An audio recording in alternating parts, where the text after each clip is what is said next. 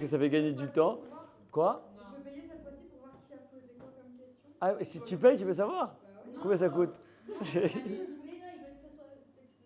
Allez, vas-y. Commence en mode léger. Une question de.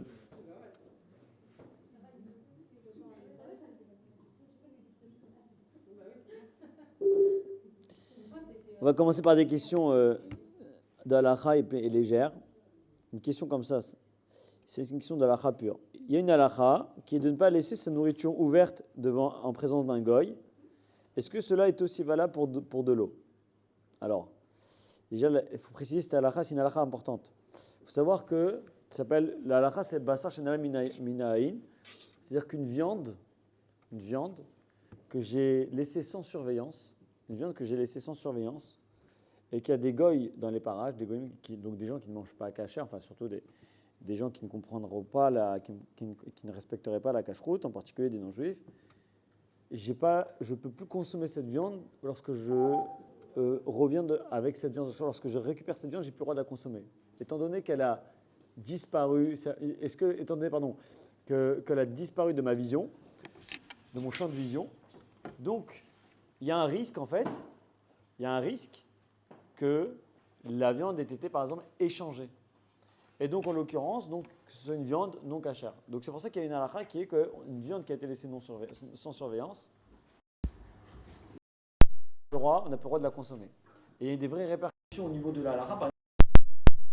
Par exemple, en fonction des degrés d'exigence dans les cacheroutes, il y a certaines cacheroutes qui demandent à ce que ce soit il n'y a que le chômeur qui ait la clé de la chambre froide dans laquelle on range la viande. Et une fois qu'il a fini son service, le chômeur il doit fermer à clé.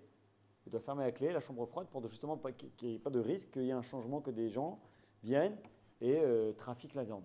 Et que je connais une histoire personnelle. Une fois, j'avais un élève ici, et il était chômeur. À HBK, il avait oublié de fermer la chambre. Pardon. Merci. Et il avait oublié de fermer. Et le matin, il a appelé son responsable cache-route, parce que bien sûr, le chômeur, il doit rendre des comptes à un responsable. Le responsable, il est venu, et il s'est rendu au restaurant, et il a jeté toute la viande qu'il y avait dans la chambre froide. Tout. Parce qu'on ne sait jamais. On ne sait pas ce qui s'est passé pendant la nuit, les employés, les machins, ils ont mis. Et une histoire qui est connue, une histoire qui est très très connue. Et moi au début je pensais que c'était juste ce qu'on racontait pour embellir cette halakha, mais en fait plus tard, là, cette année justement, on me l'a ramené au nom de la personne qui l'a vraiment vécu, du Rav qui a vécu cette histoire. Donc du coup en fait on ne peut que donner du crédit à cette histoire. Il raconte qu'une fois il était en voyage dans l'avion, il a ouvert, vous savez, on a les repas cachers dans l'avion, et il a ouvert sa barquette donc, de repas cachers, super bon, d'accord, comme on connaît, et il est parti faire une Netilat Yadayim. Et quand il revient, donc il fait Motsi, il est devant sa barquette et il se dit mince, je crois que c'était sur un New York, Tel Aviv, un truc comme ça, ou je sais pas quel vol, mais en tout cas, il n'y avait pas que des juifs dans l'avion, et surtout pas à côté de lui, c'était un non-juif à côté de lui. Et il regarde son plat, etc. Pendant quelques minutes, il hésite, et finalement, il prend il touche pas son plat, il le recouvre, il attend que l'hôtesse passe, il met la poêle sans toucher. Pourquoi? Parce qu'il s'est dit, mais en fait, quand je suis parti faire un étila, mais bien en fait, j'ai laissé ma viande sans surveillance. Donc peut-être que voilà, c'est une halakha. Il ne s'est pas dit peut-être qu'on a truc. Il a pensé à rien. Il s'est dit bon, c'est une halakha, j'ai pas surveillé la viande, je ne peux plus la consommer. Et, et qu'est-ce qui s'est passé par la suite? Il y a la personne qui était assise à côté de lui, non-juif qui était assis à côté de lui, qui a intrigué, etc. Et lui dit mais je peux vous poser une question par curiosité. Pourquoi est-ce que vous n'avez pas touché à votre plat? Vous l'avez ouvert, etc. Et finalement, vous n'avez rien touché. Il dit parce qu'on a une halakha chez nous qui est qu'on doit toujours surveiller la viande, elle doit toujours être sous surveillance. Et si on la quitte des yeux, eh bien, on peut plus si on la quitte des yeux et qu'elle est accessible, hein, alors on ne peut plus la consommer. Et il lui dit, je vais vous dire la vérité, j'avais mon plat, il y avait aussi des boulettes, et je voulais goûter la différence si vous étiez privilégié dans les repas cachés, etc. Donc j'ai échangé une boulette avec la mienne. Et il la raconte comme ça. Il dit que voilà. Après, ça ne veut pas dire que c'est comme ça à chaque fois, mais cette histoire, elle a vraiment eu lieu. Et voilà, pour vous dire, après, je t'en parlais que dans les restaurants, des fois, la viande cachère c'est cher. Des fois, ceux qui ne sont pas Yerachamaïm, ils peuvent être amenés à changer. Et alors, c'est quoi une surveillance? C'est qu'il faut qu'elles soient emballées deux fois. Et d'ailleurs, c'est pour ça que quand vous avez les livraisons, en général que vous commandez Uber Eats, etc. peu importe où vous commandez kasher, en général, il y a deux autocollants. Pourquoi? Justement à cause de cette histoire-là, parce que pour affirmer, pour une preuve que ça n'a pas été ouvert. Donc voilà pour la petite idée. Donc lui, il a demandé par rapport à l'eau, non, c'est une halakha qui ne concerne pas l'eau, qui concerne vraiment véritablement la viande. Et en plus de l'eau, sur les aliments qui n'ont aucun risque que ce ne soit pas kasher, il n'y a aucun problème par rapport à ça. Donc voilà, c'était cette petite histoire. Autre question sympathique, parce j'étudie ces halakhot en ce moment. C'est une personne qui raconte qu'il a un oncle qui a un enfant avec une non-juive. Donc l'enfant de cet oncle n'est pas juif, donc c'est un garçon. Et il veut quand même lui faire la bar mitzvah dans une synagogue. Et il demande est-ce qu'il a le droit de quand même d'y aller pour éviter les histoires de famille. Donc on répète, l'enfant n'est pas juif. Et le bonhomme, il organise une bar mitzvah. Non, je ne sais pas quelle synagogue déjà a accepté. Est-ce que c'est une synagogue de libéraux? Ou est-ce que par exemple, il a dit à la synagogue que c'était juif, mais il ment, c'est possible, hein, parce que des fois, des gens ils viennent, ils veulent faire un bar mitzvah, ils louent la salle. Alors, en général, quand c'est par exemple juste la location de la salle, on ne va pas demander les papiers, le machin, le certificat.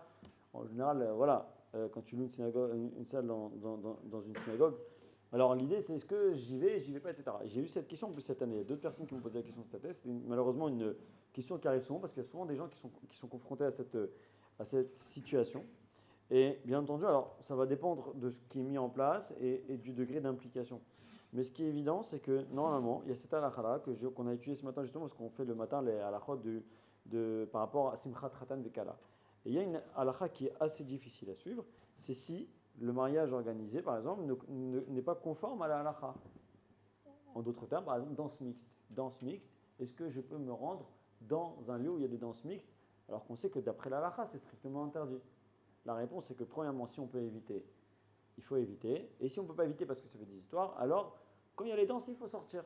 Il faut sortir parce que le problème est qu'en voyant, par exemple, si vous êtes étiqueté dans votre famille, dans votre entourage comme religieux, il va dire regarde, j'ai fait, il était là. Je ne parle même pas quand des fois il y a des religieux qui se mêlent un petit peu aux danses, etc. C'est encore pire parce que, en fait, quand on voit un religieux impliqué, les gens tout de suite disent ah bah finalement, voilà, il cautionne. Donc il y a un véritable problème de venir dans ces endroits-là.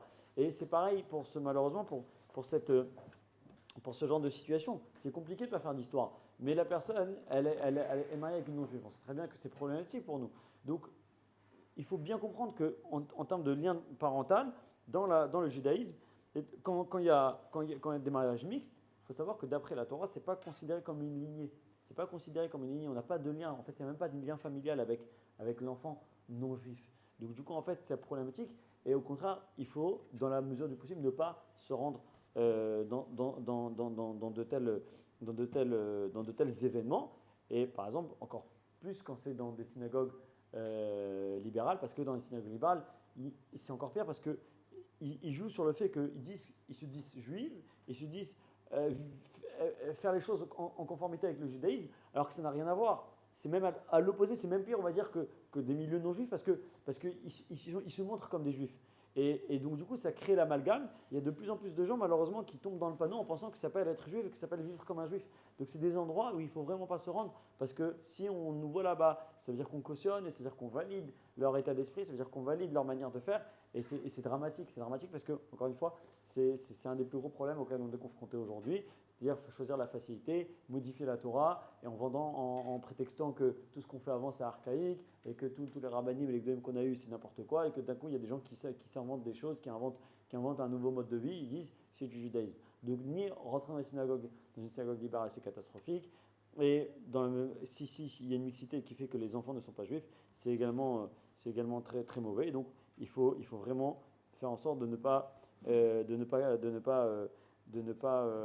être solidaire lors de ce genre d'événement. Voilà, ça c'était pour ces premières questions. Alors,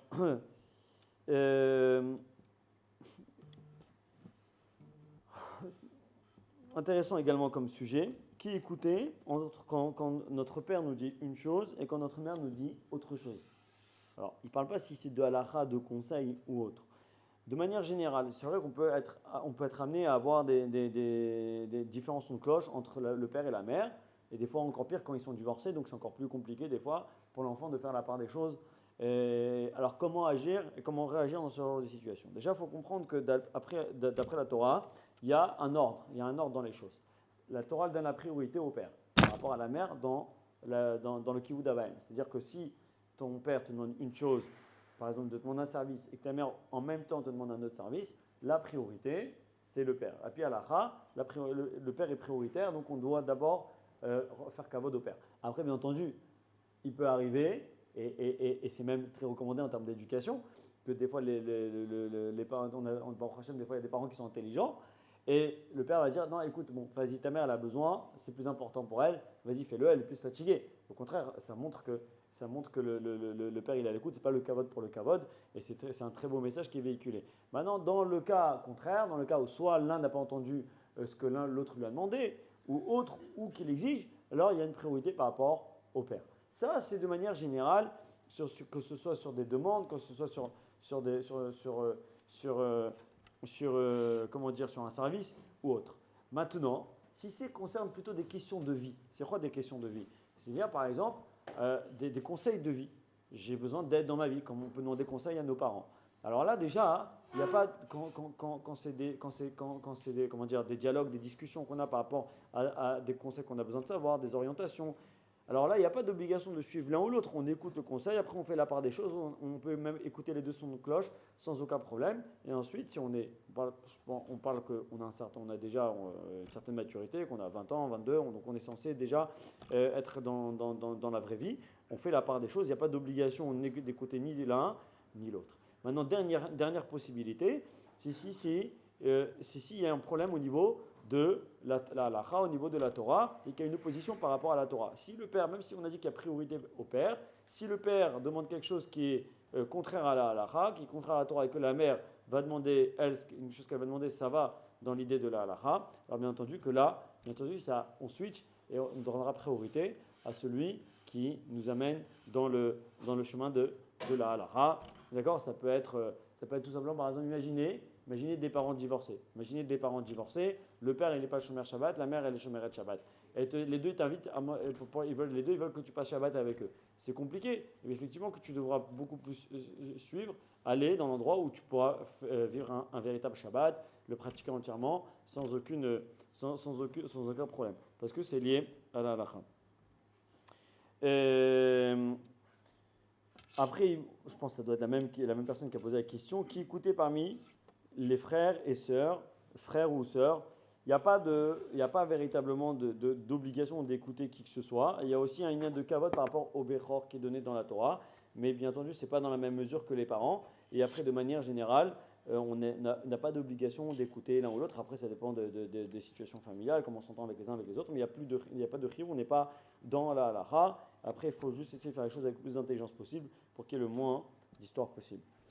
Et autre question intéressante, doit-on être discret lorsqu'il s'agit de transmettre la Torah lorsqu'on est une femme? Je ne sais pas pourquoi cette personne a posé cette question, peut-être qu'elle est gênée par certaines femmes qui sont conférencières ou autres. Dans l'absolu, qu'est-ce qui s'appelle la discrétion? À partir de quel moment à partir de quel moment on va estimer que c'est un manque de pudeur, que c'est un manque de tzniut? Dans l'absolu aujourd'hui, faire une vidéo, envoyer un message, il n'y a pas fondamentalement de problème de tzniut. En tout cas, je pense pas. En plus, on parle de personnes qui transmettent la Torah, donc je pense que c'est fait dans un cadre de tzniut, en tout cas en termes d'habillement, de comportement. Donc sur ça, il n'y a pas de problème. Si le problème, c'est juste se mettre en avant sur les réseaux sociaux, montrer son visage, il n'y a pas chez nous, la burqa, ça n'existe pas. Et on n'a jamais exigé d'une femme que personne ne voit son visage. Et après, voilà, les gens, si ça les dérange, eh ben, ils passent leur chemin, ils vont écouter quelqu'un d'autre. Ça s'adresse à un public qui est intéressé, principalement féminin, sûrement quand il s'agit d'une conférencière femme. Donc, dans l'absolu, encore une fois, tout est question de comment c'est fait, comment c'est effectué. Mais on parle vraiment dans le cadre de transmettre des messages de Torah. Après, ce qui tend plus vers l'influenceuse, étaler sa vie, etc., ça, je pense, c'est un autre problème. Et comme je dis problème, ça peut devenir un problème quand sa manière d'exister, c'est de montrer tout ce qui se passe à la maison, etc. Là, c'est un véritable problème de tzniut, de pudeur. Et là, on aurait une difficulté. Mais si c'est purement faire un dar Torah et véhiculer une belle parole, une belle pensée, ou une belle parole de Torah, une belle parole de Moussar, il n'y a aucun problème. Et ça rejoint le même état d'esprit. Doit-on être discret lorsqu'on rigole? C'est quoi, doit-on être discret quand on rigole? Dans l'absolu, il n'y a pas besoin de s'étaler dans quelles que soient les choses qu'on fait dans la vie. il y a toujours une certaine tenue à avoir. S'étaler, se rigoler hyper fort juste pour se faire remarquer. Bon, c'est pas une question de halakha, c'est pas une question de Avera, mais c'est une question de comportement, de maturité. Il y a une manière de faire, une manière d'être dans la vie. Il faut savoir bien se comporter, il faut savoir se tenir, même lorsqu'on rigole. Après, lorsqu'on rigole, on a un fou rire, on a un fou rire, on t'a pas on t'a pas demandé de réprimer ton fou rire, mais d'exprimer un rire en forçant et en hurlant, ça effectivement, mais c'est dans plus problème de comportemental que de problème de halakha. C'est une question très intéressante également. Écoutez le médecin ou le rave. C'est intéressant, c'est-à-dire que le médecin il dit A, le rave il dit B. En général, ça se passe rarement comme ça. Comment ça se passe quand une personne elle a une question de halakha qui peut être contraire à la halakha? Tout simplement, le cas le plus classique, par exemple, il peut y avoir plein de cas.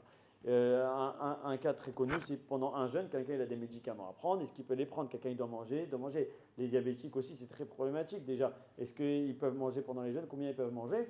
Donc ça, c'est des véritables questions. Autre problème qui est hyper récurrent, c'est par exemple Shabbat toujours les diabétiques, parce que j'en connais plusieurs dans la communauté.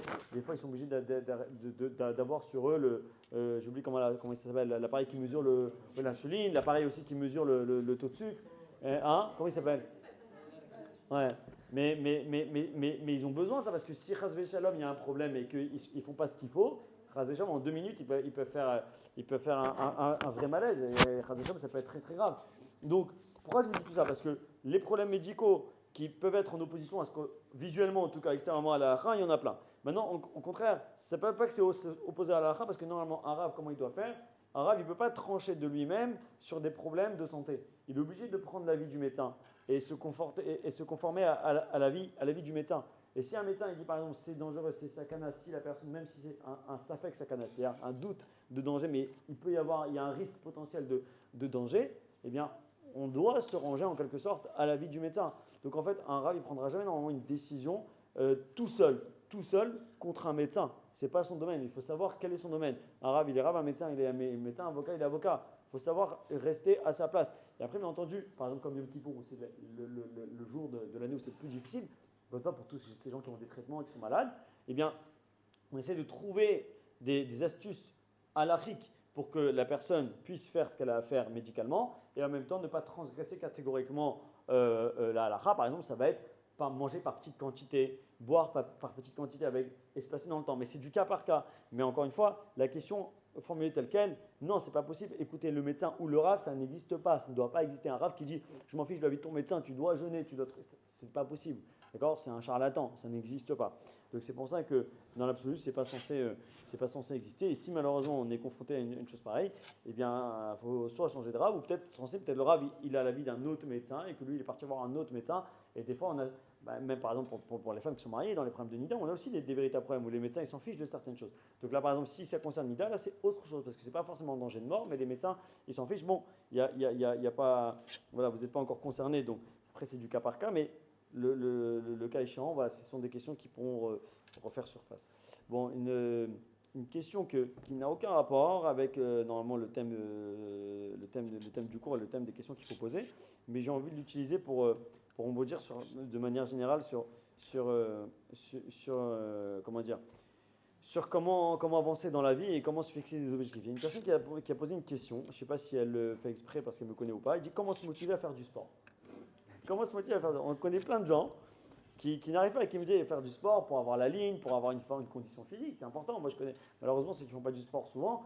Au-delà, même si ce n'est pas pour maigrir, eh bien à peine tu cours 50 mètres dans la rue pour attraper ton métro, la personne elle est carbonisée pendant une demi-heure. Donc pourquoi je dis que c'est intéressant quand même d'en parler, même si ça n'a rien à voir avec un cours de Torah?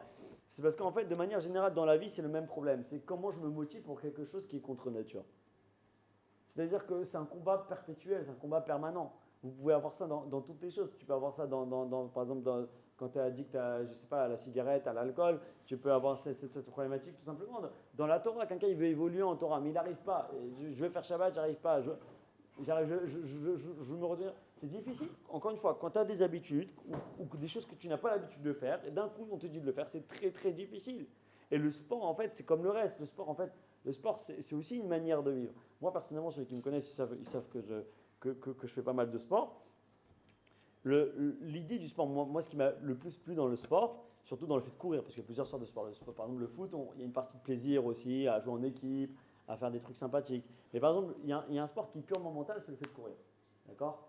C'est le fait de courir. Le fait de courir, c'est un sport qui est purement mental. Eh bien moi, c'est justement ce point-là qui m'a attiré dans le sport, c'est-à-dire le fait de devoir me surpasser mentalement. Là, par exemple, là, il y a le marathon dimanche, 42 km. Je vais le faire, je suis inscrit. Ok, c'est mon troisième déjà. Mais le premier, je vous raconte, le premier était très difficile. C'est la première fois, on n'a pas d'expérience. C'est très très difficile. Comment tu fais pour y arriver? Par exemple, le premier que j'ai fait, le deuxième, j'avais expérience, donc je me suis fait préparer différemment. Au bout de 30 km, j'étais mort. Donc, quand vous êtes mort et qu'il reste 10 km à faire, c'était une torture. Et 10 km, c'était une torture. Ben, c'est que le mental qui joue. Je ne vais pas lâcher. Ça fait 3 mois que je me prépare. Je ne lâcherai pas. Et donc, tu as la douleur. Tu as très mal aux jambes. Tu n'en peux plus. Tu n'as qu'une envie. C'est de t'allonger et de te reposer, de ne plus faire un pas. Et bien, tu travailles ton mental. Tu travailles ton mental. Je peux faire un pas, alors je fais encore. Je fais un deuxième pas, je fais un deuxième pas. En fait, tu comptes, tu ne regardes pas les 10 km qui te restent. Tu dis quoi? Tu sais quoi? Je fais encore 500 mètres. Après, tu dis je fais encore 500 mètres. J'ai fait 100 mètres, je peux encore faire 500 mètres. C'est que ça, c'est un combat permanent contre soi-même et contre son esprit. Par exemple, le même combat que vous allez avoir, ça va être quand? Le plus régulièrement, c'est le matin. Quand le réveil sonne et vous n'avez pas envie de vous lever. Et que vous savez que si vous vous traînez à vous lever, après vous êtes à la bourre et tout le reste, ça va être faire dans la panique. Comment tu fais? C'est un travail mental. C'est un travail mental, c'est de te répéter mentalement chaque jour, chaque matin, de te dire que ce n'est pas ces 10 ou 15 minutes de sommeil qui vont changer ta fatigue et qui vont faire en sorte que tu vas être plus en forme dans 15 minutes. Et la vie, elle est comme ça. La vie, elle est comme ça. Elle est faite que de résistance mentale. Et pareil, après, dans les difficultés, dans les coups durs, comment je vais me forcer à faire des choses que je n'arrive pas à faire? Eh bien, en fait, c'est juste ça. Alors, comment y arriver? Comment se motiver? Déjà en se fixant des objectifs qui sont à notre portée. Il ne faut pas essayer de viser des choses qui sont trop compliquées d'un seul coup. Par exemple, quelqu'un qui n'a jamais fait Shabbat, il ne peut pas se fixer du jour au lendemain et dire je fais tout dans le Shabbat. C'est très difficile. C'est très très difficile, sauf si d'un coup il y a un déclic parce qu'il y a une expérience de vie qui fait qu'il est traumatisé, qu'il a envie de... Peu importe. Ou des traumatismes qu'on voit dernièrement où les gens ils prennent d'un coup plein de choses sur eux. Mais en général, quand c'est pris comme ça dans la panique, c'est très difficile à tenir parce que ce n'est pas construit. Alors qu'est-ce que je fais? Moi, par exemple, une personne chez qui ça a marché, ça peut ne pas marcher chez tout le monde. Hein. Je lui dis, écoute, regarde, ok, tu as envie de faire Shabbat, tu n'arrives pas, c'est très difficile pour toi, tu ne dois pas le faire. Commence par un truc hyper simple. Tu sais quoi? Regarde, tu n'es pas comment dire, tu as un peu d'argent, tu gagnes bien ta vie. Donc, ce n'est pas quelques euros qui vont changer quelque chose à ta vie, on est d'accord? Nous, on est d'accord. D'accord? C'est pas la reste. Donc, il dit, regarde, je lui dis, regarde, les toilettes, Shabbat, est-ce que tu peux les laisser allumer? Au lieu de les allumer, d'allumer la lumière et de l'éteindre quand tu rentres, tu sors. Ça te coûte rien, ça va te coûter quoi? Peut-être 50 centimes en plus pour ton Shabbat parce que tu les as laissés allumer, surtout avec le LED, ça coûte rien du tout. Je dis, bah, tu as gagné ça. Tu as gagné que tu n'as pas touché la lumière de tes toilettes pendant ton Shabbat, que chaque fois que tu n'as pas allumé ni éteint, parce que tu allumes, tu éteins, tu allumes, tu éteins, tu gagnes un interdit que tu n'as pas transgressé. Donc en fait, chaque fois que tu vas au toit, tu fais une mise parce que tu ne touches pas la lumière alors que tu as l'habitude, tu allumes, tu éteins. Il y a plein de choses hyper faciles à faire. Donc commence par ce qui est facile à faire. La dafina, même ceux qui ne font pas Shabbat, ils ne la font pas le jour même de Shabbat, ils l'ont déjà fait la veille. Donc au lieu d'allumer le feu, d'allumer la plaque, achète une plaque, tu mets à la plaque, tu la mets sur le truc, et comme ça tu n'as pas cuit. Il y a plein de choses à faire. Même si le téléphone, la télé, tu vois, c'est les derniers trucs les plus durs à faire, ou de ne pas sortir. Ouais, mais ça tu oublies, fais le reste, fais tout ce qu'il y a autour. Tu commences. Par exemple, quelqu'un qui veut courir, et tu ne commences pas par 10 km, tu commences par 2 km, ça va te prendre un quart d'heure. Mais tu le fais. Un quart d'heure, c'est fait, tu peux courir un quart d'heure. C'est pas compliqué de courir un quart d'heure. Tu n'as pas envie de courir, mais il faut se fixer des objectifs réalisables. C'est pareil que tu prends le régime. Tu ne vas pas demander à quelqu'un qui est 80 et dit je veux peser 50. Non, là tu vas te tirer une balle. Tu peux réussir, mais tu ne peux pas te fixer cet objectif dès départ. Tu vas craquer rapidement parce que tu vas voir que ça avance trop doucement. Tu fais 80, tu vis 75. C'est jouable ou c'est pas jouable? C'est jouable. Voilà, tu te fixes. Et pas forcément pas en 2 jours, sur un mois et demi. D'accord? De manière très raisonnable. Donc en fait c'est comme ça, c'est que mental. La vie c'est que mental. C'est un travail mental. Petit à petit tu arrives à te construire une personnalité. Petit à petit tu arrives à grandir et c'est tout. C'est pour ça que je trouvais cette question intéressante parce que pour moi en fait comment le sport par exemple quand on en fait c'est un résumé en fait de ce qu'on peut devenir et des capacités que l'on a en nous. Quel métier vouliez-vous faire quand vous étiez enfant? Trop personnel. Voilà, tu sais, quand on est enfant, on change tout le temps de métier. Hein. La vérité, on ne sait jamais véritablement ce qu'on veut faire tant qu'on n'a pas essayé. Il y a des gens qui pensent savoir ce qu'ils veulent faire toute leur vie et le jour où ils commencent à faire ce qu'ils ont pensé vouloir faire pendant 10 ans, et ben, ils se rendent compte qu'en fait, ce n'est pas ce qu'ils ont envie de faire. Moi, par exemple, je connais une personne qui est dentiste. Et en fait, il fait parce qu'il y a besoin d'une parnassa, ça le déprime, ça le saoule. Il dit c'est horrible, machin, etc. Je l'ai fait parce que je pensais une bonne situation, je voyais mon cabinet, mon truc, ça le saoule. Et le gars, qu'est-ce qu'il est en train de faire? Le gars, maintenant, il dit voilà, j'ai mis un peu d'argent de côté, qu'est-ce qu'il est en train de faire? Il passe des diplômes pour devenir pilote d'avion, c'est ce que je vous dis. C'est son rêve. Non, mais ce que je veux dire, c'est que pourtant, tu penses que. Hein? Tu connais quelqu'un un dentiste qui veut devenir pilote d'avion, ça m'étonnerait. Hein? Qu'est-ce qui est une bonne ou mauvaise situation? Vous allez savoir, déjà, il y a deux écoles. Il y a est-ce que j'ai fait un métier, le métier c'est juste gagner de l'argent, essayer de faire ce qui est le plus rentable, ou faire quelque chose que l'on aime. Et le problème, c'est que souvent, ce qu'on aime ne rapporte pas ce qu'on aimerait que ça nous rapporte. Donc c'est toujours le paradoxe dans la vie d'une personne. Est-ce que je vise le pognon ou est-ce que je vis mon bien-être? La Gemara dit une des plus grandes brachas. Elle dit trois choses là-bas. J'oublie c'est quoi les trois autres choses. Mais il dit parmi les trois choses où il y a le plus, où l'homme il trouve la bracha, c'est dans son métier. C'est-à-dire que si un homme il fait ce qu'il aime et qu'il gagne sa vie de cette manière-là, en tout cas qu'il peut vivre de cette manière-là, c'est la plus belle des brachas. Pourquoi? Parce que il faut savoir que le métier, c'est ce qu'on fait le plus dans notre vie. C'est ce qu'on fait le plus de temps. Vous êtes combien de temps au boulot? Normalement, quelqu'un qui a un boulot, on va dire normal. C'est combien? C'est 8 heures au boulot. Tu es 8 heures au travail. Ok? Ou tu es 8 heures à part au travail dans le reste de ta vie. Dans une journée. Chez toi, dans ton lit. Donc tu enlèves les heures de pionce. Il te reste quoi? Parce que les heures de pionce, c'est pas là. D'accord? Tu es dans un autre monde. D'accord? Il y en a qui sont vraiment dans un autre monde. Tu vois, c'est coma, machin, etc. Ton esprit n'est plus sur Terre. Donc, concrètement, tu es combien de temps conscient chez toi? D'accord? Pas beaucoup. D'accord? Tu arrives à 8 heures. T'es là, en plus, voilà, vous êtes venu après un cours de Torah, donc chez vous, vous allez être combien de temps? Vous êtes 1 heure et demie chez vous ce soir? Donc vous allez dormir, demain matin, directement, vous partez. Donc si tu fais pas quelque chose que tu aimes, alors, et c'est pour ça que malheureusement, on a beaucoup de gens qui dépriment ou qui sont pas heureux dans leur vie, etc. Parce que à terme, quand tu fais quelque chose que tu n'aimes pas, ça te ronge, ça te bouffe de l'intérieur. Et c'est pas qu'une question d'argent. C'est pas qu'une question d'argent. Bien sûr que l'argent ça aide parce que tu peux faire plein de choses avec, tu peux voyager, t'aérer l'esprit, et sur place, tu peux avoir une nounou, tu peux avoir une femme de ménage. Ça t'aide. Mais ça change rien que tes dentistes ils me disent, mais tu peux pas savoir quand ça me barbe d'être dans la bouche des gens toute la journée.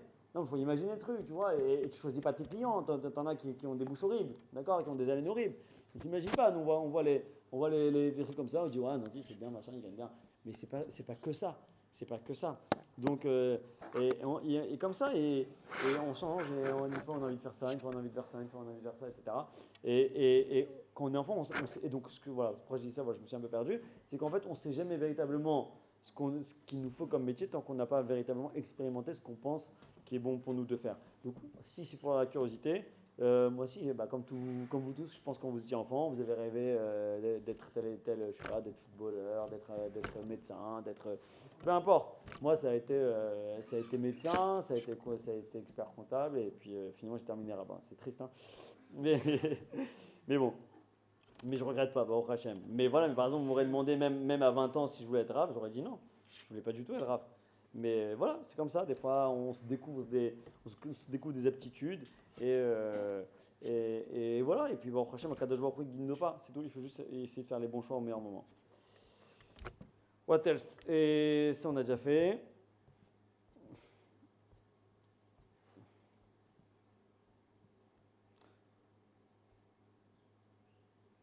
Ok.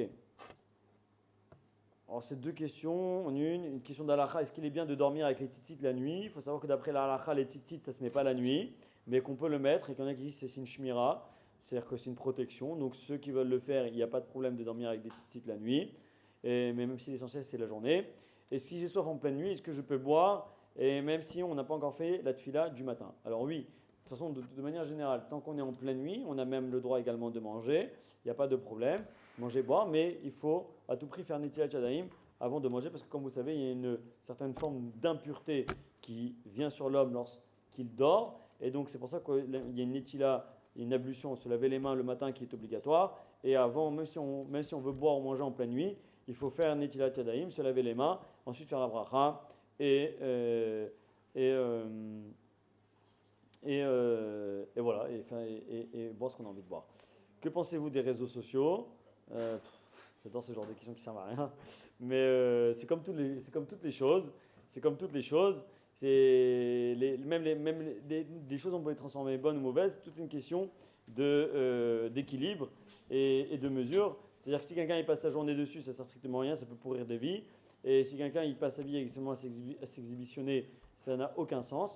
Si c'est utilisé pour, voilà, parce que malheureusement, maintenant, aujourd'hui, ça fait partie des outils normaux à obtenir, à utiliser pour se renseigner ou autre. Si c'est utilisé de manière raisonnable et raisonnée, il n'y a pas de problème.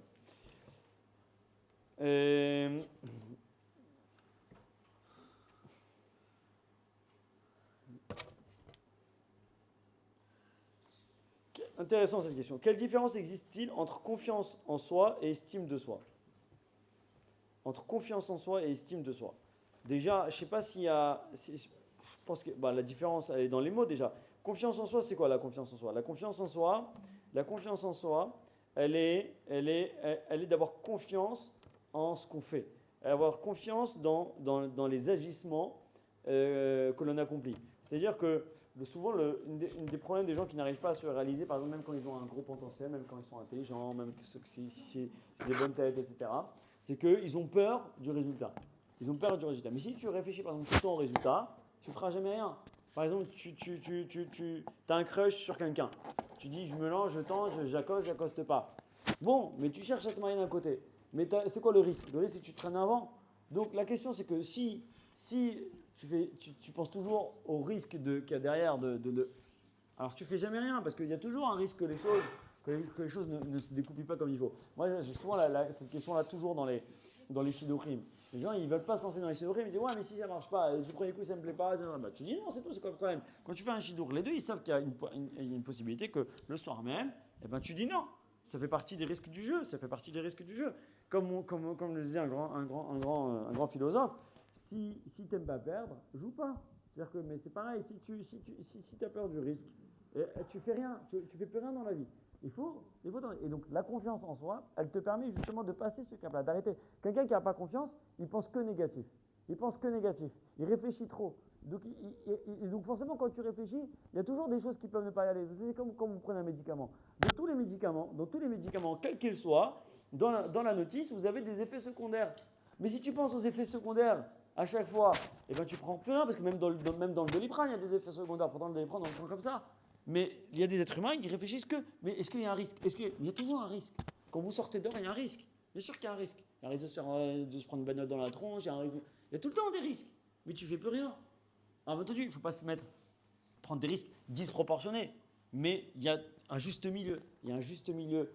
Qu'il faut trouver. Eh bien, la confiance en soi, elle permet justement que dans les cas où c'est 50-50 ou 60-40, en tout cas plus à mon avantage, de ne pas trop me prendre la tête et de foncer. C'est que comme ça qu'on réussit. Tu veux ouvrir une société. Aujourd'hui, si tu n'as pas confiance en toi, comment tu vas ouvrir par exemple un restaurant? Avec tous les restaurateurs qui mettent la clé sous la porte. Tu fais rien. Mais si toi, tu as confiance en toi, dans tes idées, dans ce que tu vas mettre en place, dans ce que tu vas innover, tu te lances. Mais tu as besoin d'avoir cette confiance en soi. Donc ça, c'est par rapport à la confiance en soi. La confiance en soi, c'est elle qui te permet d'aller de l'avant.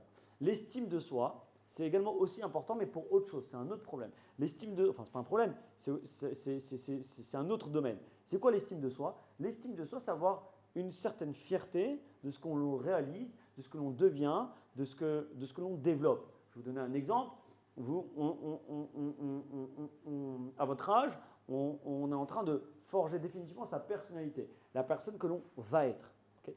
Eh bien, ce qu'il faut, c'est que si on a réussi à prendre en maturité, à prendre en expérience, à devenir plus posé, à devenir plus réfléchi, à être une meilleure personne, un meilleur adulte, eh bien, il faut avoir une estime de la personne que l'on est en train de devenir. Pourquoi c'est important? Parce que si on n'a pas d'estime, on n'avance plus. Pourquoi je ferai des efforts dans la vie? Pourquoi est-ce que j'avancerai? Si finalement tu n'as pas d'estime de toi-même, si à chaque fois tu dis ouais, de toute façon je suis bidon, tu as vu les autres, ils sont meilleurs que moi. Non, tu peux pas te juger de cette manière-là. Parce que sinon, même quand tu fais des efforts, tu vas t'auto-casser, tu vas t'auto-flageoler et tu avanceras plus. On est obligé d'avoir une estime de soi. Après, l'estime de soi, il faut qu'elle soit mesurée. Si tu te prends pour une personne que tu n'es pas, la problématique elle est que tu n'évolueras jamais. Ça s'appelle avoir un ego démesuré, disproportionné, ou de manière plus vulgaire avoir le boulard. Et là, par contre, là, tu es fichu. Bien entendu, donc l'estime de soi, c'est pas comme la confiance. Si j'ai trop de confiance en moi, je peux faire des investissements pourris et tout perdre également. Toujours dans l'équilibre. Mais les deux sont importants. La confiance en soi, c'est pour pouvoir faire des véritables choix. L'estime de soi, c'est pour continuer à avoir l'ambition de progresser. Donc pareil, on a parlé tout à l'heure d'une évolution religieuse, par exemple. Eh bien, si j'évolue à mon rythme, D'accord, j'ai voulu un mouride, par exemple, je prie, mais je prie jamais, je prie une fois tous les matins, ou je prie 2 fois par semaine. Peu importe.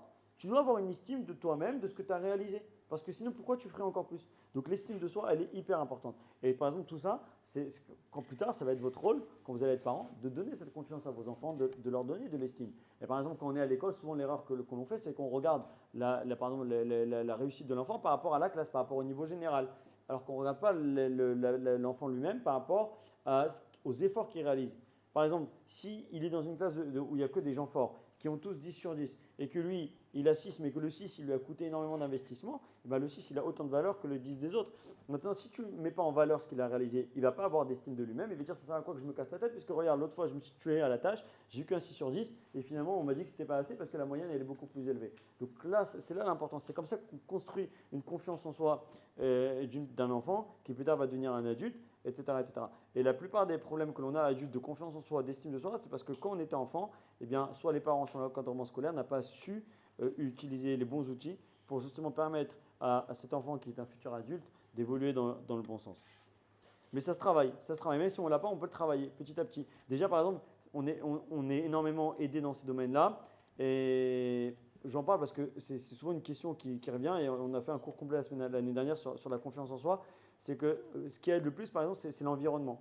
Est-ce que je suis avec, soit, alors, à votre niveau, c'est avec des amis qui sont capables de me donner cette confiance que je n'ai pas obtenue ou construit quand j'étais plus jeune. Donc des amis qui vont être positifs à mon égard, que ce soit dans le sens, ouais, mais tu rigoles, t'es super fort, ce que tu réalises, tu ne te rends pas compte, comment tu progresses, comment tu évolues, comment tu réussis, comment tu es génial, etc. Donc ça construit la confiance en soi. Ou bien après, plus tard, bien entendu, le conjoint. Le conjoint, il a une très grande part de responsabilité. Et c'est pour ça qu'il faut tomber sur la bonne personne. Parce que malheureusement, même dans le conjoint, même quand on est amoureux, eh ben, des fois, on peut tomber sur des tordus qui vont justement profiter de notre manque de confiance en soi pour avoir une emprise sur nous-mêmes. Ça arrive souvent dans ce qu'on appelle les pervers narcissiques qui vont utiliser la faiblesse de la personne de l'autre pour la dominer, pour lui faire ce qu'elle a envie de faire. Et le cas échéant, quand ça ne va pas dans leur sens, ouais, mais de toutes les façons, t'es pourri, tes trucs, des machins, etc. Heureusement que moi je suis là pour toi parce que personne. Donc il y en a qui utilisent cette faiblesse-là. Donc c'est pour ça qu'elle est très importante, même pour s'autoprotéger plus tard dans notre vie de couple, pour évoluer dans la vie. Comment se défaire du regard des autres? Ben, c'est extrêmement lié. Ouais, je n'ai pas fait exprès de les mettre l'une après l'autre. Et elles n'ont l'air aucun rapport, mais c'est hyper lié parce que pourquoi je recherche le regard de l'autre? Parce que en fait, justement, je ne m'estime pas assez par moi-même. Donc j'ai besoin que les autres valident en fait qui je suis, valident ce que je fais. Donc c'est pour ça que souvent on est en recherche permanente de ce que les autres vont dire de moi. Et c'est pour ça que malheureusement aujourd'hui, on le voit très bien. On le voit très bien. Et la vérité, on ne peut pas faire de généralité. Mais je pense que si on prend un pourcentage, on n'est pas loin de la réalité, c'est que tous ceux qui mettent un max de ce qu'ils font continuellement, qui exposent toute leur vie sur les réseaux, c'est parce que justement ils ont besoin d'exister au travers du regard des autres, parce qu'ils pensent que chez eux, c'est pas, enfin, ils ont un manque de reconnaissance, ils ont des manques à combler, et ils pensent qu'en montrant, qu'en exposant, eh bien, ça va combler ces manques-là. Au contraire, c'est une preuve qu'il y a un manque chez la personne. Encore une fois, c'est pas ponctuellement donner des nouvelles, ouais, tu es à New York, tu fais une photo de Times Square, bon ça c'est mignon, mais il y a des gens qui sont obligés de raconter et d'exposer toute leur vie. C'est infernal. C'est infernal de continuellement tout raconter, tout débiter, de chaque chose, chaque pas, chaque truc que tu fais. Et il y a une véritable problématique à se poser. Est-ce qu'on n'est pas dans une génération justement qui est en manque de confiance et d'estime d'elle-même, et pour qu'on en arrive à tel point qu'il y a tellement de gens qui ne vivent que par cela. Et il faut entièrement se défaire du regard des autres, parce que le problème c'est que quand je cherche que le regard des autres, c'est-à-dire, ça traduit un problème, c'est que je ne vais pas faire les choix en fonction de ce que je pense qui est bon pour moi, mais je vais faire mes choix en fonction de ce que les gens vont penser de moi. Vous voyez ce que je veux dire? C'est qu'est-ce que les gens vont penser de moi, pas ce que moi-même je vais penser de moi-même. Est-ce que je vais être fier de moi? Non, je m'en fiche en fait d'être fier de moi-même. Ça va surtout être qu'est-ce que les autres vont penser de moi. Et c'est infernal parce que ça peut aller de l'habillement le matin, comment je vais m'habiller, parce que comment les gens vont me voir, à tout simplement des fois même qui je fréquente, avec qui je sors, parce qu'on va me juger en fonction des personnes que je fréquente. Hein?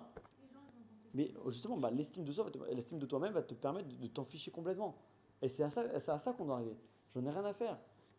J'en ai rien à faire. Pensez de moi ce que vous voulez. C'est à ça qu'on doit arriver. C'est que je dois faire les choses en fonction de ce que je pense qui est bon pour moi. C'est tout. Pas par rapport à ce que les autres pensent de moi. Par exemple, il y a beaucoup de gens qui passent même à côté de certaines rencontres, de certains chefs parce qu'ils disent ouais, mais qu'est-ce que mes copains ils vont dire, mais qu'est-ce que tu as à faire si tu es bien avec la personne? Qu'est-ce que tu t'en fais du jugement des autres? Et si quelqu'un n'est pas capable de t'apprécier ou de te donner de la valeur par rapport au choix que tu fais, c'est que ce n'est pas un véritable ami. C'est que ce n'est pas un véritable ami. Et ça, il faut en prendre conscience. On ne peut pas grandir de cette manière-là. On ne peut pas évoluer et surtout pas faire des bons choix, que ce soit même par rapport au métier que je vais faire. Peu importe, il y a tellement de domaines. Mais tous ces domaines-là, encore une fois, il y a que moi-même qui doit disposer de mes envies, de mes ambitions. Et c'est comme ça que je réussirai à me réaliser. C'est comme ça que j'arriverai à avancer dans la vie et tout simplement à être bien dans ma peau. Parce que quand je suis continuellement j'attends de ce que les autres vont me dire, j'attends des compliments que les autres vont me dire. C'est infernal parce qu'en plus de ça, quand je ne les ai pas, ces compliments-là, eh bien, j'ai l'impression d'être nul. Donc il faut véritablement se défaire de cela. Et puis après, au contraire, ça permet de filtrer également les personnes qui m'aiment véritablement, qui sont attentionnés envers moi et qui veulent véritablement mon bien. Comment c'est possible que le monde existe depuis 5784 ans alors que les scientifiques disent que cela fait des millions d'années? Ça, c'est intéressant, j'en ai déjà parlé l'année dernière, je pense. C'est toujours la même histoire. C'est qu'aujourd'hui, la datation pour ceux qui s'intéressent un peu à la science, c'est plus scientifique, pour ceux qui sont intéressés par le sujet, il y a des bouquins qui ont été écrits dans le sujet. Donc ceux qui veulent vraiment des éléments pointus, il faut les lire, comme celui du Rav Biton qui est bien fait en français, etc. C'est que la datation est faite avec c'est une datation au carbone, ce qu'ils appelle la datation carbone. C'est-à-dire qu'ils ont des appareils qui mesurent et qui leur donnent, donc par rapport au vieillissement de la roche par exemple, et des fossiles, ils te disent voilà, ça fait tant et tant d'années. Seulement, ce qu'ils calculent et ce que la science calcule, grosso modo, c'est la réponse la plus simple. Après, scientifiquement, on peut approfondir le sujet. C'est que la science prend en compte un vieillissement normal des éléments et de la nature.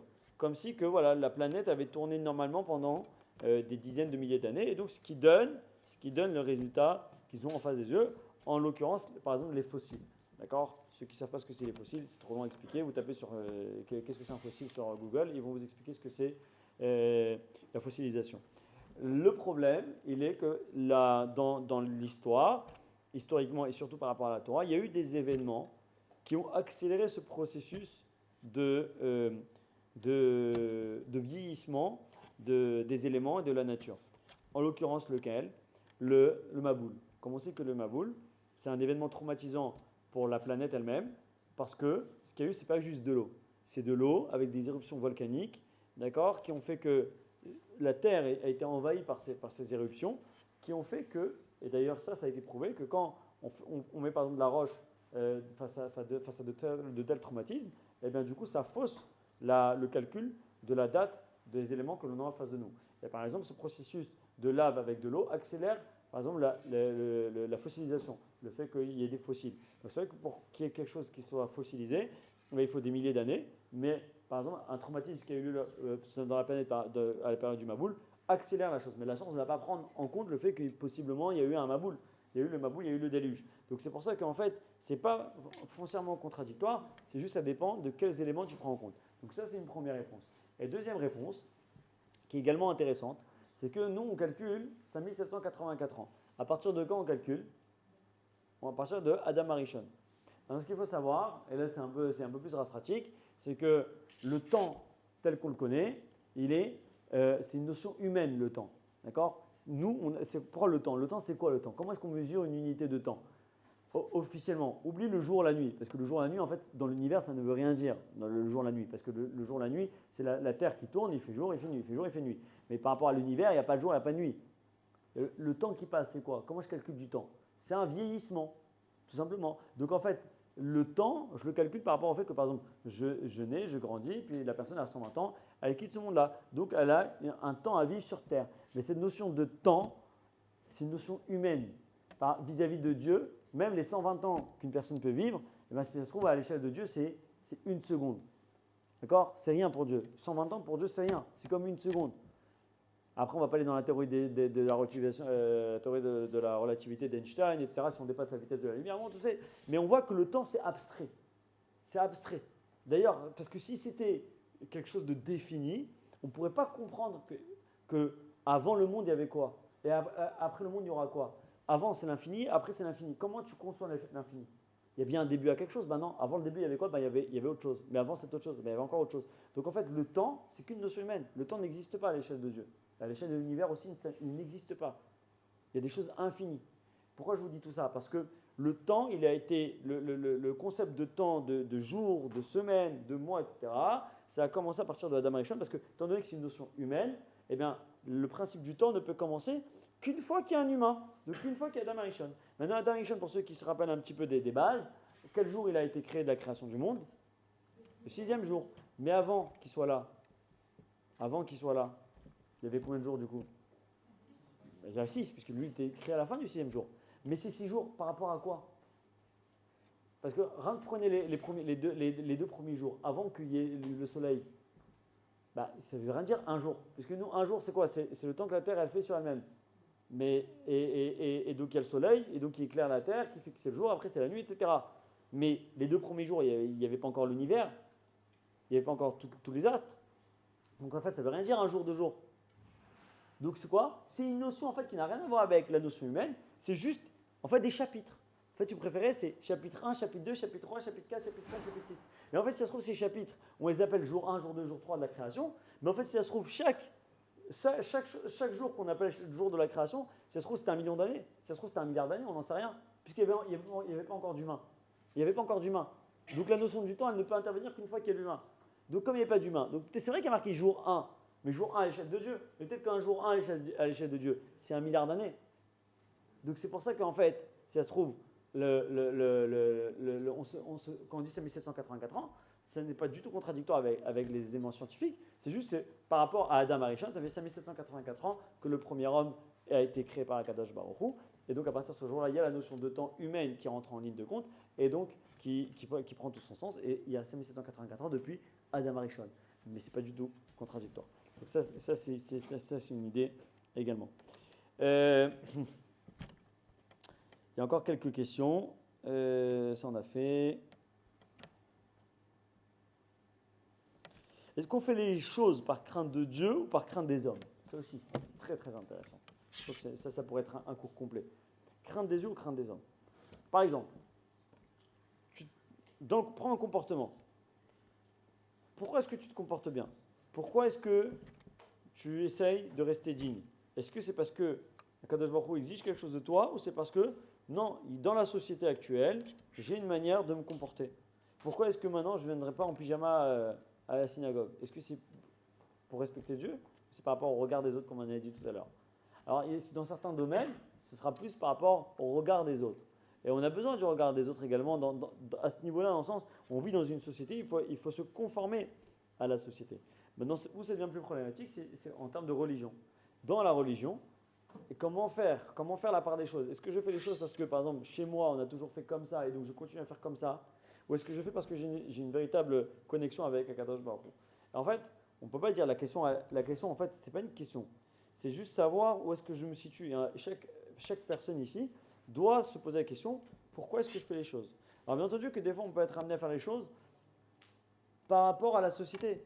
Parce que sinon, je suis en décalage et parce que sinon, encore une fois, comme on a dit tout à l'heure, on va me juger, etc. Des fois, ce n'est pas mauvais si c'est pour commencer, si c'est un point de départ.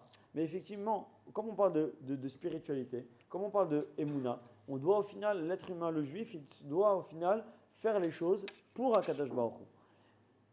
Mais ça ne vient pas tout de suite. Ça ne vient pas immédiatement. Et donc, des fois, ça prend du temps. Ça prend du temps à créer ce lien avec Hachem. Alors, ce n'est pas mauvais forcément si, par exemple, tu vas prier, tu vas acheter une montée à la synagogue, tu vas mettre de la tzedaka, etc. Parce que tu sais que c'est bien, ça se fait bien et que les gens vont voir, etc. Même si toi, tu ne le fais pas véritablement pour la mitzvah. Et comme on dit dans la Torah, tu commences à faire les choses par intérêt, dans le sens parce que soit tu es intéressé personnellement, soit parce que voilà, comme tu dis, socialement, ça va te permettre d'obtenir ta place. Et puis, si tu continues dans ce sens-là, et bien finalement, tu tu arriveras à le faire entièrement lishma, entièrement pour Akadosh Baruch Hu. Et on a déjà parlé de la confiance, si on attend, on reviendra, mais on verra plus tard. Ça, on a fait.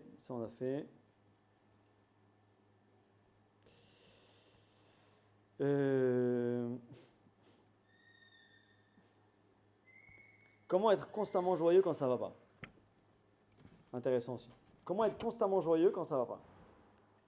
Déjà, est-ce qu'il y a une mitzvah d'être constamment, est-ce qu'il y a une obligation d'être constamment joyeux? Je pense pas. Je pense qu'un être humain, il est fait avec ses émotions. Et dans notre vie, on a des bons moments, on a des moments plus difficiles. Et malheureusement, par exemple, les super beaux moments, ils sont très rares dans une vie. Alors les mauvais aussi, ils sont assez rares. Donc en fait, si vous préférez, si on fait sur une échelle de 0 à 100, on va avoir 20% de beaux moments où on va être heureux, on va être joyeux. On va avoir le minimum possible, mais il y aura forcément une part de notre vie où il y a des moments très difficiles, où il y aura des disputes, où il y aura des problèmes financiers, où il y aura des problèmes de cœur, etc. Et il y a, on va dire, le quotidien. Il y a le quotidien. Et le quotidien, il est ce qu'il est. C'est le travail, c'est rentrer à la maison, c'est manger, des choses qui sont banales. On ne peut pas demander à une personne qui est dans les moments difficiles d'être joyeux. On peut pousser à relativiser dans certaines circonstances quand ce n'est pas dramatique, mais on ne peut pas permettre à une personne d'être mal quand quelque chose de mal lui arrive. Je ne parle pas Chazé Shalom dans les cas extrêmes, où Chazé Shalom, il y a des choses des choses mauvaises qui s'abattent sur une personne, que voilà, il y a le deuil, etc. Ça fait même partie de la manière de vivre, qu'il faut porter le deuil, et donc il y a une tristesse à avoir. Mais effectivement, dans certains moments, il faut relativiser. Par exemple, quand ça va être une personne et se faire envoyer. D'accord? Bon, tu as un coup dur, tu as pris un coup de bâton sur la tête, mais il faut passer à autre chose. Mais au moment du revoir, on ne va pas demander d'être heureux. C'est normal d'être déprimé. C'est au moment. Pareil, tu as une rupture, tu ne vas pas demander à la personne de fais-le avec le sourire. Après, au bout d'une semaine, 2 semaines, il faut passer à autre chose. Il faut dire que c'est Mina Shamaïm, que si c'est arrivé, c'est parce que Kadosh Baruch Hu, il va te réserver autre chose. Voilà. Ce qui permet de relativiser. Et notre Emouna nous pousse dans ce sens-là, dans le sens où il y aura forcément quelque chose de meilleur après. Et que les épreuves sont faites là pour nous endurcir. Donc non, il n'y a pas d'obligation d'être constamment heureux, mais par contre, oui, la joie permet de mieux surmonter les épreuves. Par contre, oui, c'est important, c'est comme j'ai dit tout à l'heure, c'est dans le quotidien. Par contre, là, dans le quotidien, c'est important de trouver en soi la force d'être heureux dans ce qui est normal.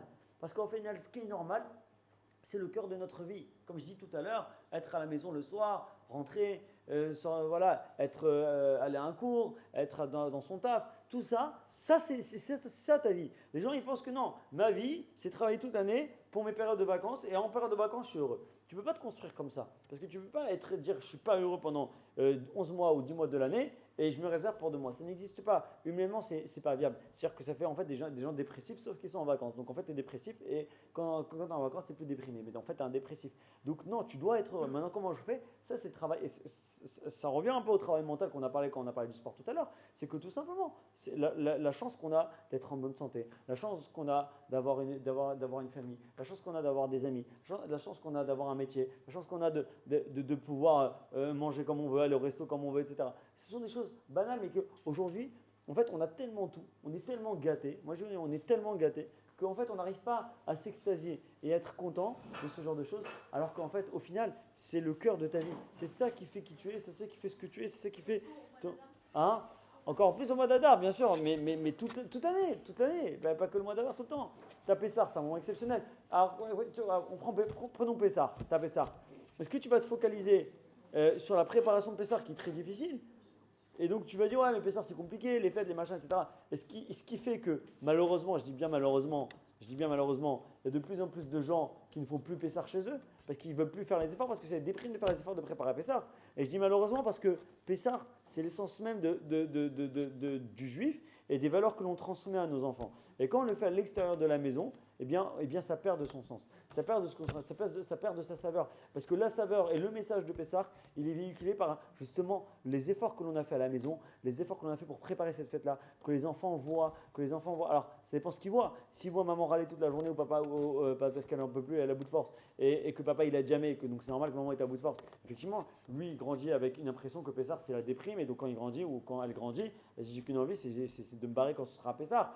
Mais dans l'idée, par contre, si c'est fait dans la simcha, si c'est fait dans le sens où on sait pourquoi on le fait, on sait quel mitzvah on a, et on sait quel kiff on va avoir d'être Pessar tous réunis en famille, et bien là, c'est une autre connotation. Et là, c'est magnifique. Là, ça prend une importance. Et là, tu véhicules de la joie. Donc, Pessar, c'est magnifique. Purim, c'est magnifique. Vous avez vu toute la chance qu'on en a avec toutes les fêtes que l'on a. C'est quelque chose de grandiose, c'est quelque chose d'unique. Mais ça, faut être capable de s'en émerveiller. Il faut être capable de l'apprécier. Le problème, encore une fois, c'est que les gens n'apprécient plus les choses à leur juste valeur.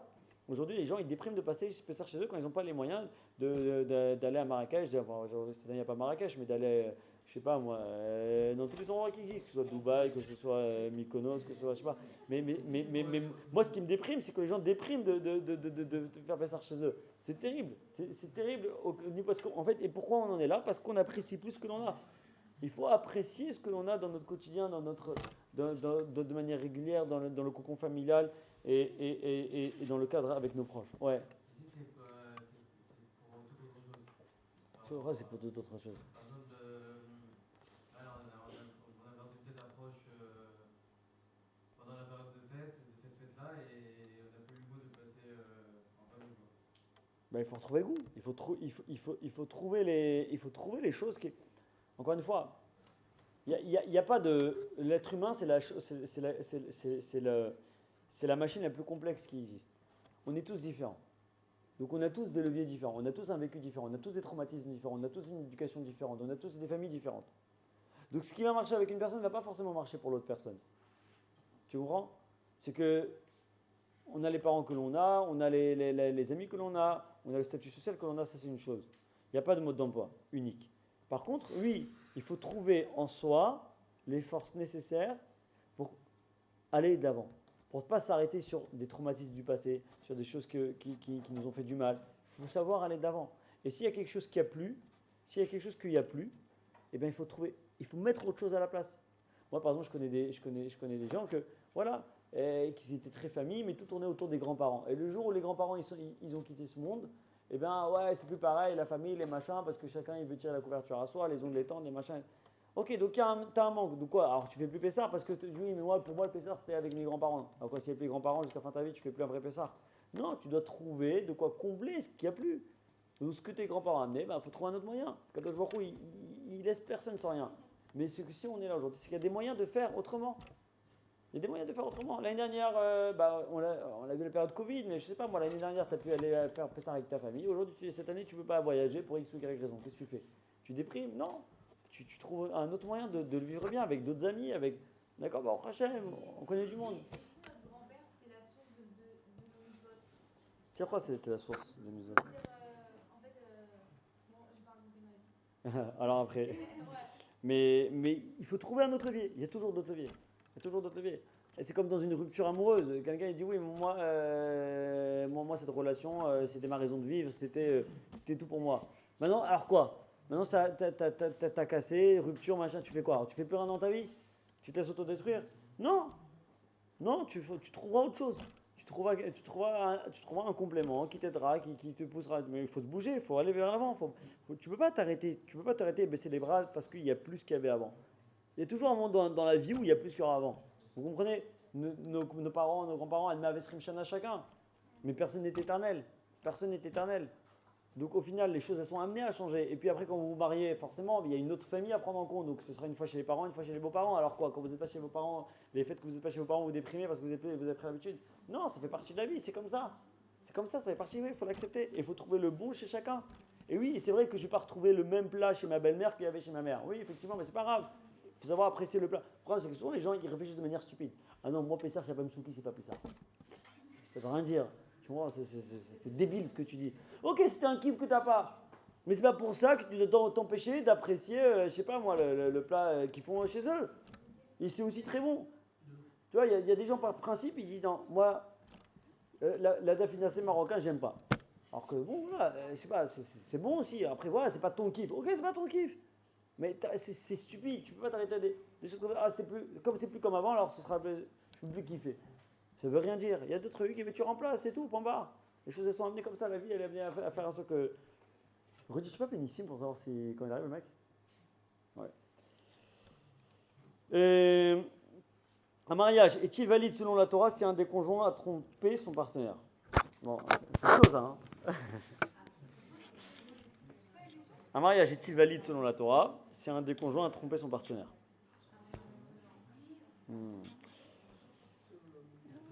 Si une femme mariée, si une femme mariée a une relation avec un autre homme que son mari, eh bien, et que c'est avéré, eh bien, elle ne peut plus continuer à vivre avec son mari. Ouais. L'inverse, c'est différent. Non, parce que Minatora, aujourd'hui, on ne le fait plus. Il fallait que ce soit toi qui pose la question.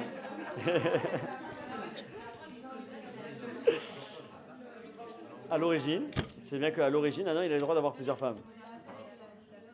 Minatora, si, un homme, il a le droit d'avoir plusieurs femmes. Maintenant, Takana, une Takana de Rabbeinu Gershon il y a quelques centaines d'années, que comme parce qu'à l'origine, au contraire, c'était même quelque chose de bien, parce qu'encore une fois, quand on a déjà eu cette discussion, les femmes n'étaient pas intégrées socialement. C'est-à-dire qu'une femme ne travaillait pas, une femme était que à la maison avec les enfants, etc. Ok? Donc, l'homme, c'est l'homme qui travaillait, c'est l'homme qui a rien à manger. Donc en fait, c'est l'homme qui travaillait et qui nourrissait. Et une femme ne pouvait pas le faire. Donc au contraire, c'était même, quand un homme il avait plusieurs femmes, on appelait ça quelqu'un c'était un bienfaiteur. C'est pas, encore une fois, tu ne dois pas réfléchir avec ta logique de 2020. Tu vois, c'est pas pareil. Tu vois, c'est pas pareil. Parce que tu sais, avant ils mangeaient le couscous avec les mains. Alors, ok, 2 secondes. Donc je te parle, l'origine c'est ça. Donc on ne peut pas dire ouais machin c'est pas gentil, c'est un décalage machin etc. C'est juste qu'on ne parle pas des mêmes époques. C'est pas les mêmes époques. Donc on ne peut pas comparer. Donc forcément un homme lui il a le droit d'avoir plusieurs femmes. Donc en d'autres termes plusieurs relations. Donc c'est pour ça que il y a pas le fait qu'il ait une autre relation, ça lui ça invalide pas lui-même sa possibilité de rester avec sa femme puisqu'il a plusieurs femmes justement. Par contre la femme elle a le droit d'avoir qu'un seul mari. Ça c'est Minatora. Maintenant. En même temps. Non, en même temps. Alors aujourd'hui, non, parce que les mœurs ont évolué déjà depuis quelques siècles. Il était à que, comme je dis toujours pour la boutade, déjà une femme on n'arrive plus à s'en occuper, alors 2 c'est encore plus compliqué. Mais un homme aujourd'hui ne peut plus se marier, mais c'est une takana, c'est-à-dire que ça a été rajouté une instauration par les sages d'époques plus proches que nous. Est-ce qu'aujourd'hui, tout le monde se conforme à cela. Maintenant, malgré qu'il y ait ces limites qui ont été imposées, qu'un homme il ne peut se marier qu'avec une seule femme, il y aura toujours un décalage, quoi qu'il arrive, entre le din, la loi de la Torah, et la loi qui a été rajoutée par les Chachamim. Ok? Jusque-là, c'est bon ou pas? Donc, par rapport à cela, étant donné que Minatora, une femme, elle ne peut pas avoir 2 maris, donc si elle trompe son mari et que c'est avéré, elle peut plus, les deux en fait, ils peuvent plus continuer à vivre ensemble. Ok? Maintenant, malgré tout, et c'est ça où je veux en venir, c'est que dû à cette instauration, à cette takana, qu'un homme, il doit avoir même aujourd'hui qu'une seule femme, il a normalement ce devoir moral, mais c'est plus un devoir moral, d'être fidèle à sa femme. Et que le cas échéant, s'il trompe, eh bien la femme elle a le droit, par exemple, de ne plus d'exiger d'une séparation. C'est un argument assez fort pour qu'elle puisse demander de ne plus vivre avec son mari qui l'a trompé, parce que dans la Ketouva, justement, il y a ce devoir moral de fidélité envers son épouse. Maintenant, la différence entre la loi, la seule différence, hein, elle est grosse, mais la grande différence qu'il y aura entre la loi de la Torah et la loi et cette loi-là qui a été rajoutée par les Chachamim, c'est que la loi de la Torah, on ne peut pas être en quelque sorte mochel. Bon, je lui pardonne. Non, sur ça, tu ne peux pas. Par contre, si la femme, à ce moment-là, décide, malgré la tromperie de son mari, d'être mochel, c'est-à-dire de pardonner et de dire je veux quand même, moi, je lui pardonne et on va reconstruire, elle peut le faire. Parce que, en fait, la ketouva qui est rédigée au jour du mariage, ça a son avantage à elle. C'est quoi son avantage à elle? C'est-à-dire que c'est une protection pour elle. Maintenant, si elle dit je suis mochelet, c'est-à-dire que je renonce à ce pouvoir qui m'a été conféré, elle peut le faire. C'est ça qui va faire la différence. Mais moralement, aujourd'hui, si je parle de moralement, aujourd'hui, il n'y a pas de différence. C'est-à-dire qu'une femme peut exiger de divorcer parce que son mari l'a trompée sans aucun problème. Ok? Intéressant cette question. Tu l'as eu ou pas? Mais je crois qu'ils sont en bas, c'est bien. Ouais, il m'a dit. Ils sont en bas? On entend. Ah bah Il tant mieux. paraît, Allez, comme on ça, voit une petite dernière simple. Ils sont arrivés tard. Pourtant, je l'avais dit 50 heureusement. Je sais pas si c'est eux qui ont dit à 40. Il y en a deux peut-être. À 22h40? Ah, moi, ils m'ont dit à 40. Sérieux? Du retard, mais peut-être qu'ils sont en bas. J'avais 21h50, je l'ai dit. Bon. Ok. Autre question hyper intéressante. Vous savez, il y a un principe dans la Torah, vous avez sûrement déjà dû entendre. C'est Meshane Makom, Meshane Mazal. C'est quoi Meshane Makom, Meshane Mazal? Il y a un principe qui est que celui qui change d'endroit, alors il peut changer son Mazal. Il peut changer son Mazal. On apprend ça d'où qu'en fait, déjà d'Avraham Avinu, il faut savoir qu'un juif dans l'absolu, il n'a pas de Mazal. C'est quoi un Mazal? Un Mazal, c'est-à-dire qu'on a une ligne, on a une route comme ça qui est prédéfinie par rapport à la période où on est né, par rapport à dans quel contexte on est né, etc.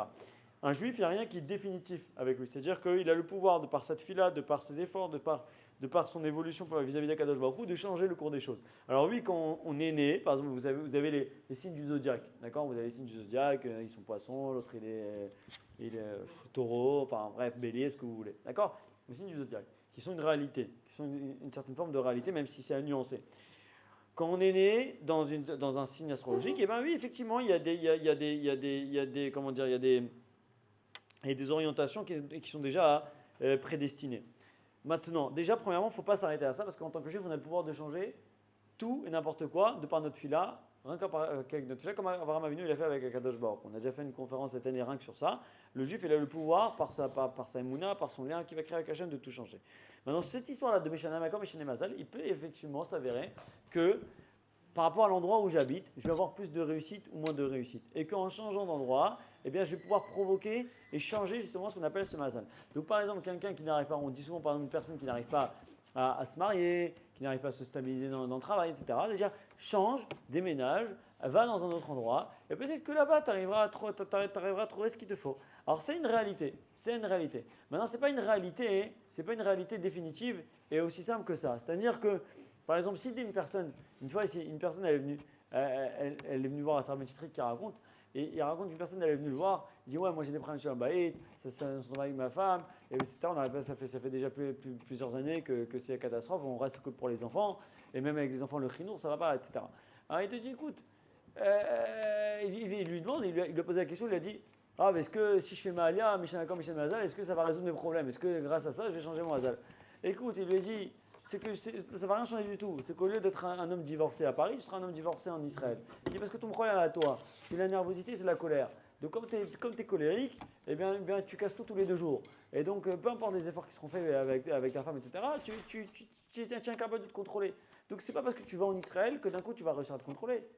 T'es un mec incontrôlable. Donc t'es incontrôlable en France, tu seras incontrôlable en Israël. Donc ça changera. C'est par rapport à ça, c'est-à-dire qu'une personne, par rapport à ce qu'elle fait, par rapport à ce qu'elle est, par rapport à ce qu'elle est, le makom ne va rien changer. Ne va rien changer. Si par exemple tu n'arrives pas à te caser et à te marier parce que, tout simplement parce que tu es quelqu'un qui fiche rien, parce que tu es quelqu'un qui n'est pas capable de se prendre en main et qui est un assisté, et ben c'est pas parce que tu vas en Israël que d'un coup tu vas plus être un assisté, tu resteras un assisté, donc tu auras toujours autant de mal à grandir, à trouver ta voie. Ça change strictement rien.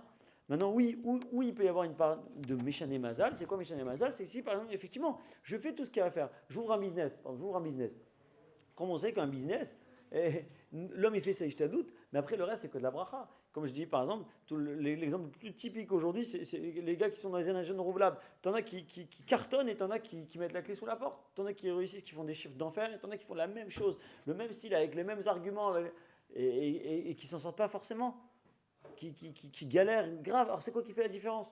Ça s'appelle le mazal. Et effectivement, par exemple, ce genre de choses, la bracha en fait, avoir la bracha dans un domaine, oui, on peut la changer en changeant d'endroit. Ça oui. Donc si tu arrives à définir que ton problème c'est le manque de bracha, alors en changeant d'endroit, tu peux obtenir une bracha différente. Si tu vas en Israël, à la bracha de la Kedusha d'Eretz, elle peut te conférer une touche de réussite supplémentaire. La Meshana Kom, Meshana Mazal.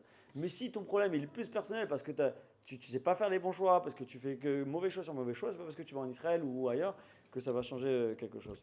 Bon voilà, le repas est arrivé, je pense qu'il est déjà assez tard. J'ai 2 questions sur le féminisme. Mais je pense que c'est un cours, c'est un cours entier, c'est pour ça que je ne les ai pas abordés. Et quelle sensation on a quand c'est notre mazal? Voilà, c'est 3 questions qui restent, mais c'est un peu long. Donc si vous voulez, en introduction du cours la semaine prochaine, je peux les aborder si les personnes sont là et qu'elles n'ont pas obtenu la réponse. Parce que normalement pour un quart d'heure, je pense. Donc voilà. Bon appétit à tous. Les 2 prochains cours, on l'annoncera. Pour ceux qui n'ont pas l'habitude, chaque année, les 2 derniers cours avant Pessah, c'est toujours le même schéma. Ça cartonne, Baruch Hashem, et à chaque fois ça plaît. C'est toujours le même schéma. Les 2 derniers cours avant Pessah, qu'est-ce que je fais? Je fais, sur l'heure de conférence, il y a 20 minutes de halachot de Pessah. Toutes les halachot qu'il faut savoir pour la préparation, pour le seder lui-même comme il faut. Et pendant 40-45 minutes, je donne des petits chidushim, des petites explications, des petits commentaires sympathiques sur la Haggadah, histoire de passer un bon seder, de pouvoir surprendre. Voilà, j'essaie de trouver des petites pépites. Donc c'est pour ça que voilà, s'il y en a qui veulent noter et venir avec leur stylo, etc. En général, les gens sortent toujours avec quelque chose en main. Donc voilà, ça sera les 2 prochains cours comme avant je fais ça. Donc voilà, vous êtes les bienvenus. Et on va, comme chaque année, faire gagner des Haggadot, les Haggadot de Chef qui cartonnent également, qui sont superbes. Voilà, on annoncera tout cela sur les réseaux, mais n'hésitez pas. Voilà, Bezrat Hashem, donc on se retrouve la semaine prochaine. Et encore une fois, bon appétit!